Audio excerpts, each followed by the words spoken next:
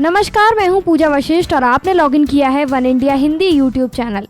नीतीश कुमार ने तीसरी बार बिहार के सीएम पद की शपथ ली। साल 1977 में अपने राजनीतिक सफर को शुरू करने वाले नीतीश कुमार के बारे में आइए जानते हैं कुछ खास बातें। 64 साल के नीतीश कुमार का जन्म 1 मार्च 1951 को पटना से 35 किलोमीटर दूर बख्तियारपुर गांव में हुआ था।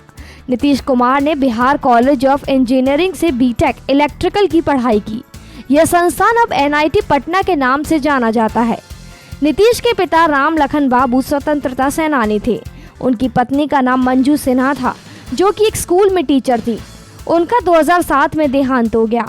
नीतीश कुमार का एक बेटा है जो BIT MESRA से इंजीनियरिंग में ग्रेजुएट है। नीतीश कुमार को खाने में बटर मसाला सबसे ज्यादा पसंद है। लहरों के विपरीत चलना नीतीश का इतिहास रहा है। साल 1977 में जब जनता पार्टी के सभी दिग्गज मसलन रामविलास पासवान और लालू प्रसाद यादव लोकसभा चुनाव जीत रहे थे, उस वक्त नीतीश कुमार हरनौत से विधानसभा चुनाव तक नहीं जीत सके।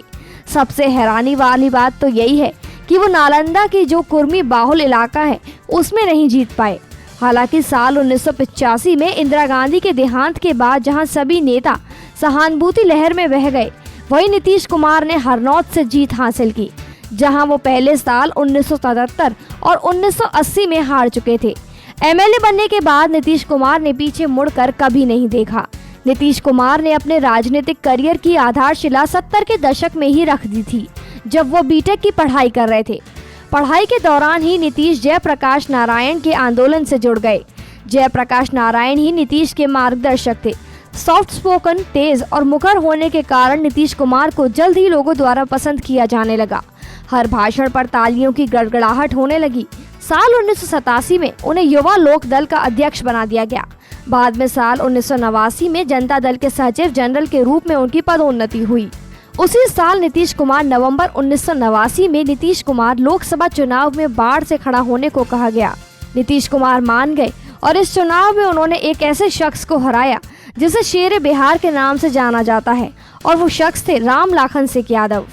VP सिंह ने इन सभी बातों पर गौर किया और उन्हें union minister of state for agriculture का पद दिया। हालांकि तभी पासवान और शरद यादव को कैबिनेट दिए गए। वहीं लालू ने मार्च 1990 के होने वाले विधानसभा चुनाव में टॉप पोस्ट रिजर्व की। उन अच्छे दिनों में लालू और नीतीश दोनों साथ थे और ये दोस्ती साल 1994 तक सलामत रही। नीतीश कुमार लालू प्रसाद यादव को बड़े भाई कहा करते थे और आज भी नीतीश लालू को इसी नाम से बुलाते हैं। तब बिहार का बंटवारा नहीं हुआ था। बिहार के पास 324 विधानसभा सीटें थी। नीतीश के पास पार्टी ने मुश्किल से 7 ही सीटों पर जीत दर्ज कर पाई। हालांकि साल 1995 के चुनाव में उन्होंने 167 सीटें जीती। नीतीश के लिए फेल होना कोई बड़ी बात नहीं थी, ना तो 70 के दशक में और ना ही 90 में। नीतीश ये गौर किया गया कि उन्हें अपनी रणनीति पर काम करने की जरूरत है। दूसरे OBC के मुकाबले कुमरी कमजोर पड़ रहा था। साल 1995 के आखिर तक नीतीश कुमार ने जॉर्ज के साथ मिलकर BJP के साथ मेलजोल बढ़ा लिया। साल 1996 में समता पार्टी भाजपा का सहयोगी दल बन गया। 2 साल बाद अटल बिहारी वाजपेयी प्रधानमंत्री बने और नीतीश को कैबिनेट मिनिस्ट्री मिल गई। वाजपेयी के साथ नीतीश ने साल 1998 से 2004 तक काम किया। इस दौरान उन्होंने रेलवे, सरफेस ट्रांसपोर्ट और एग्रीकल्चर मिनिस्टर की जिम्मेदारियां निभाई। इसी बीच नीतीश कुमार पहली बार बिहार के CM बने। 3 मार्च 2000 से 10 मार्च 2000 तक 7 दिनों के लिए वो मुख्यमंत्री बने। पर्याप्त बहुमत नहीं होने के कारण उन्हें इस्तीफा देना पड़ा। लेकिन जैसा कि आपने पहले देखा कि नीतीश कुमार ने अपने हार के आगे घुटने नहीं टेके। इस बार भी अपनी हार से नीतीश निराश नहीं हुए। इस बार नीतीश कुमार ने अपने सोशल इंजीनियरिंग स्ट्रेटेजी पर काम किया। 5 साल बाद नवंबर 2005 के चुनाव में उन्होंने लालू और राबड़ी के 15 सालों के राज को तोड़ दिया। 24 नवंबर 2005 को वो दूसरी बार बिहार के CM बने। 24 नवंबर 2010 तक BJP के साथ मिलकर उन्होंने सरकार चलाई। 26 नवंबर 2010 से 17 मई 2014 तक BJP के साथ मिलकर फिर सरकार बनाई। लेकिन लोकसभा चुनाव के पहले गठबंधन टूट गया और जीतन राम मांझी को CM बना दिया गया। नीतीश चौथी बार CM बने 22 फरवरी 2015 को।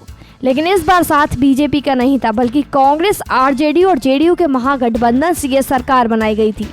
26 जुलाई 2017 को नीतीश कुमार ने सीएम पद से इस्तीफा दे दिया और 27 जुलाई 2017 को दोबारा बीजेपी के साथ सीएम पद की शपथ ली। इस खबर में फिलहाल इतना ही। देश, दुनिया और राजनीति से जुड़ी अन्य खबरों के लिए लॉगिन कीजिए one India Hindi YouTube channel.